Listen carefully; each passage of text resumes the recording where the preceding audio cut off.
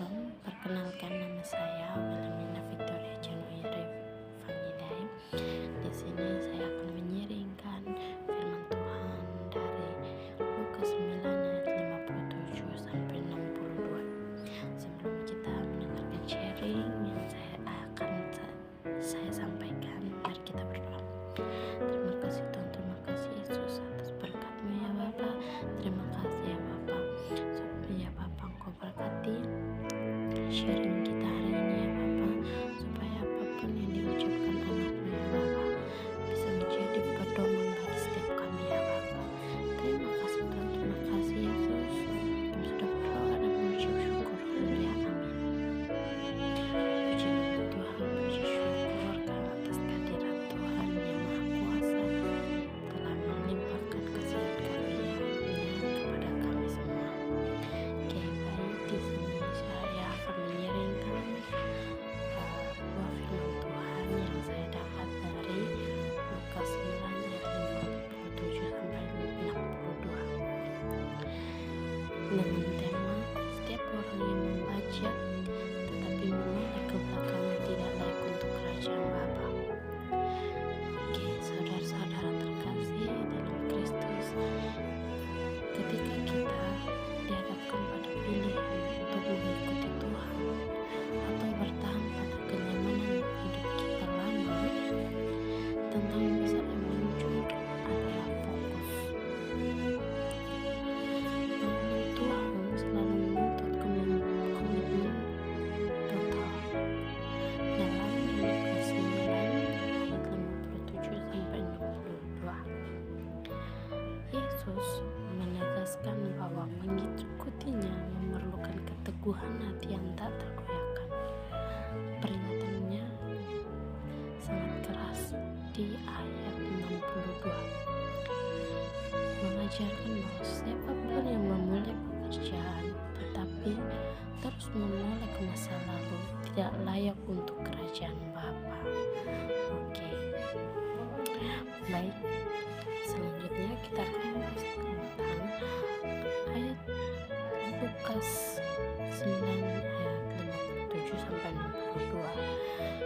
Dari saya memiliki 3 poin, yaitu yang pertama, mengikuti Yesus bukanlah jalan yang nyaman. Oke, itu terdapat pada Lukas 9 ayat 57 sampai 58.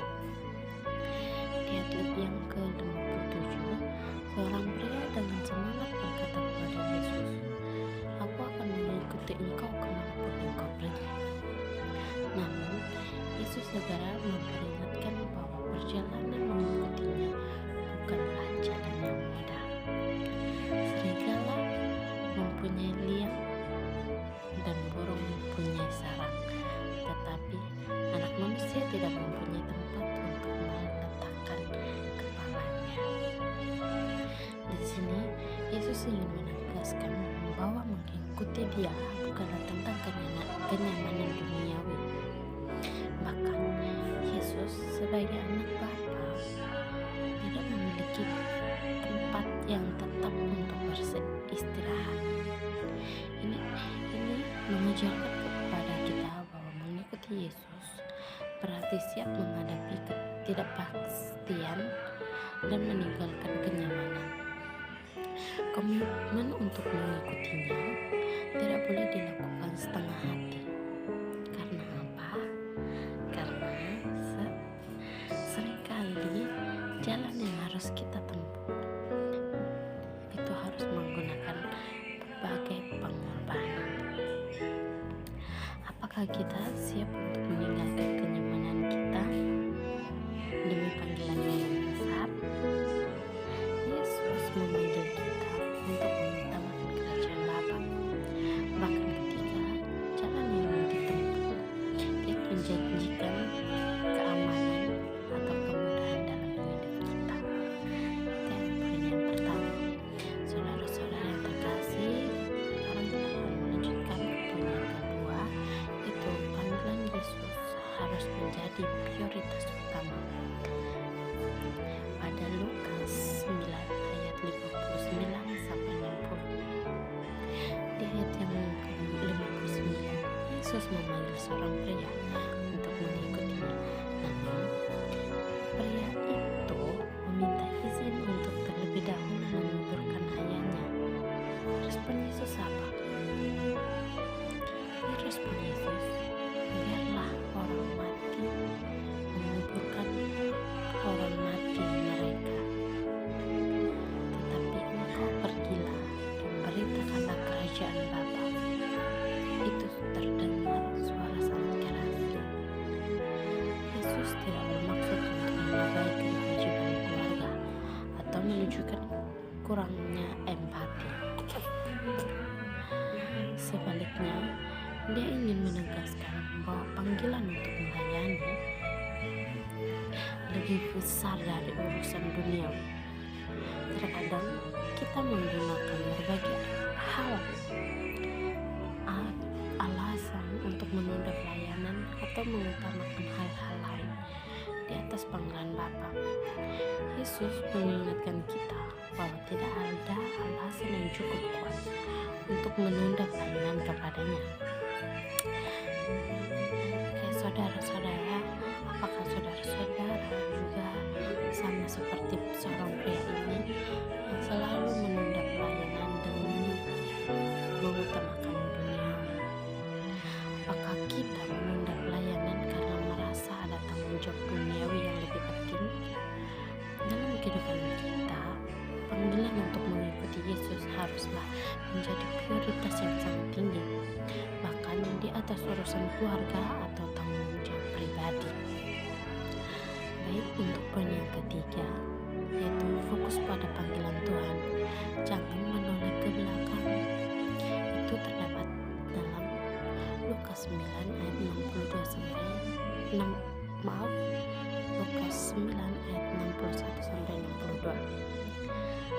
Seorang pria lain mengatakan bahwa ia akan mengikuti Yesus, tetapi ia ingin terlebih dahulu pamit dengan keluarganya. Namun, Yesus memberikan peringatan tegas, yaitu setiap orang yang membajak tetapi menoleh ke belakang tidak layak untuk kerajaan Bapa. Oke, baik saudara-saudara, di sini gambaran ini sangat jelas. Seorang petani yang membajak ladang harus fokus ke depan. Jika ia menoleh ke belakang, hasilnya akan berantakan dan pekerjaannya tidak maksimal. Ini menunjukkan bahwa dalam perjalanan iman kita menoleh ke masa lalu, entah itu masa-masa kenyamanan, dosa, atau kebiasaan yang lama yang dapat menghalangi kita dari tujuan utama kita, yaitu kerajaan Bapa. Ketika kita memutuskan untuk mengikuti Yesus, kita tidak boleh terjebak oleh masa lalu. Masa lalu yang kita tinggalkan, entah itu dosa, penyesalan, atau bahkan kenang-kenangan yang indah, tidak boleh membuat kita kehilangan fokus pada tujuan rohani kita.